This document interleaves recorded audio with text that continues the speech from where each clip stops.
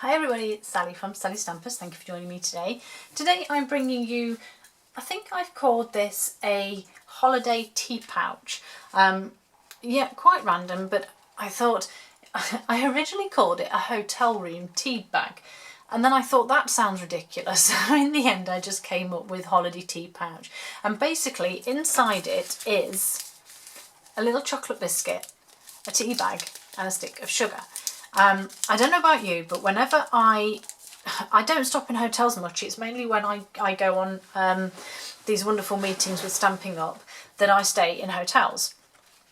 And I cannot stand the tea that they have. I'm a PG Tips girl, I'm afraid. I will not drink anything else. And so I always take a fair few of these with me. I don't actually take sugar, which is lucky, but I always take a fair few of these. And then I just think these were they're just this right little size. They're 4 little squares of chocolate in there and they are lovely. And so I thought, let's just put a little pouch together that you could perhaps stick in your handbag, or if somebody's going away you could pop it in their case just so they've got a little memory of home. And it's just using one sheet of 6x6, so they're dead easy to make. So I'll show you how I made it. So I've used the Garden Impressions DSP, and as I said, it's literally just a sheet of 6x6. You don't need to cut it down or anything, which is always good because we don't want to waste this lovely paper. And so with your piece of paper, so obviously we've got to have the pattern going the right way. So we need to score with your pattern going the way you want it to sit on your bag. We need to score at 2 1/4, 2 3/4, 5 5 1/2. So in centimetres that is 5 1/2, 7, 12 1/2 and 14. We're then going to rotate and score at 1/2 inch across the bottom. We're then going to flip it over and we're going to score at 5. So the bottom that's half, we score at 1.5 centimetres. You flip it over and you score it at 12.5 centimetres. Then we do our folding and burnishing. So going along with all of these, so the bottom one and then the ones that go up the sides. And then this top one we fold back the other way. And the reason I've done this is just because this DSP is so pretty and I want to show off that it is double-sided and it is beautiful. So let's see a bit of this too. So what I want to do next is adhere this piece down. So just sticking on my fuse there, fold that piece down and then just give it a little bit of a reinforced there. So down the bottom here, we're just going to cut away this little square in the corner and then cut up these little bits here. We're then going to grab some tear and tape, and if you think of your bag being like this, this will be the front panel. So on this panel I'm going to add some, when I find the end, some tear and tape, and you will see why in just a moment. So just simply place some tear and tape on that there, and then what I would advise is just to go over the top part here and just reinforce where the thickness of the bag doubles, because I've got glue on my bone folder. I don't quite know how that's happened. Fold them over, make sure that your tops stay level, but just give it a little bit of an extra fold. So then we want adhesive down here, so fold that bag over and that piece over, and there we have our bag. And then you just simply, this is why we needed tear and tape, so we're going to pop the 2 sides and the back in, but trying to get my fuse on that narrow piece was just a little bit too much, so you just pop some tear and tape on and then just take the backing off. Make sure that your box is still, or your bag is still square, and then just gently push that down. And there is your little gift bag, which is done very narrow, but that's what we wanted. So I'm going to pop my goodies inside, and these just fit. So put my tea bag, then my chocolate, and then my sugar. And then they just pop down. So they sit to about here. So sit to about here. So there is still quite a bit of room. And then just pinch the tops to close it, and just give this a little rub just to help the paper bend. And then we're going to come in with our gold edge metallic ribbon. Now I had a length here that I'd got spare from another job, so I thought, right, instead of wasting and cutting some more, I'm going to use this. So I've straightened the edge there, back in with my tear and tape, and I just want a really small little square, and that's just going to go on the bottom of the ribbon there. I'm going to take the backing off.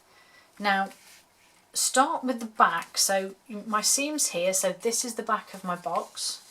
So I'm just going to catch that tear and tape just on the bottom, and then this is going to go up and over and wrap back round here. So I know that I can now cut this off there. So that's cut off there, and then I need another small square of tear and tape, and I'm just going to pop that on there. Take the backing off, and this is where you have to be careful that you don't catch and pull the ribbon. So you don't want to pull a thread on the ribbon now you've got this far. And then again, just making sure it's not twisted, fold it up and over. Whoops. Oh my goodness. Oh, fingers and thumbs. Fold it over, and it will just catch just nicely, and then you don't see the seam. And this will slide off. Oh, let me do it on this one. Unless your tear and tape's caught at the bottom, but it will just slide off. I've obviously got my tear and tape a bit too sticky and it's stuck on the ribbon. Never mind. Right. So to decorate, I've actually gone back to an old favourite. So I've got some soft seafoam here. Let me just move these. And I'm going to use the Dragonfly detailed thinlers because, to be totally honest, I've hardly used these and they are so beautiful.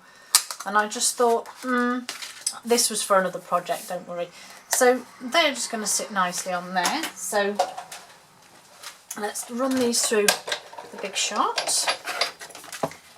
So that will all sit nicely there. Run these through.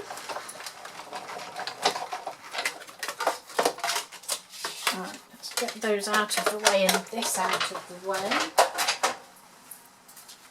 And then pop this out here. And then I'm just going to use my paper piercer for this one. Just simply pop the bits out.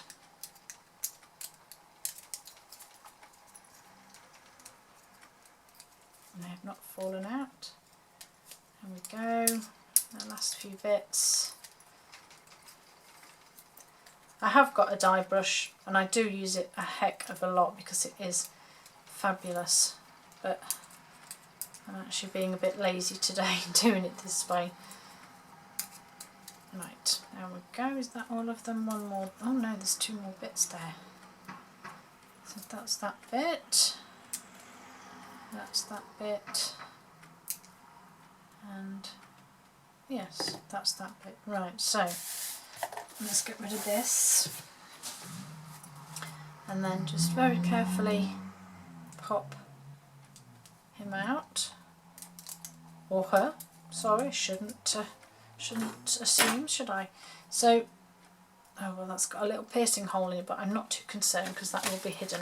So, to stick this on, I just need it on the top two and the bottom one. So back in with my glue dots. Whoops. So one there, one there, and one on the top one. And then these sit on the ribbon. And then I've got the beautiful metallic pearls that I'm literally just decorating my... I probably should have used the gold ones, shouldn't I, to go with the gold ribbon? Never mind. So metallic pearls, beautiful. Just stick those on my dragonflies. Nearly there. And then all we have left to do is our sentiment. So that's those done. Cute, cute, cute. So last but not least, I've got some very vanilla here. Let me just move those out of the way. And I've got the Itty Bitty Greetings, which again I think are just too cute. And I am going to go with I Miss You, I think, because I think if somebody was going away and I was looking to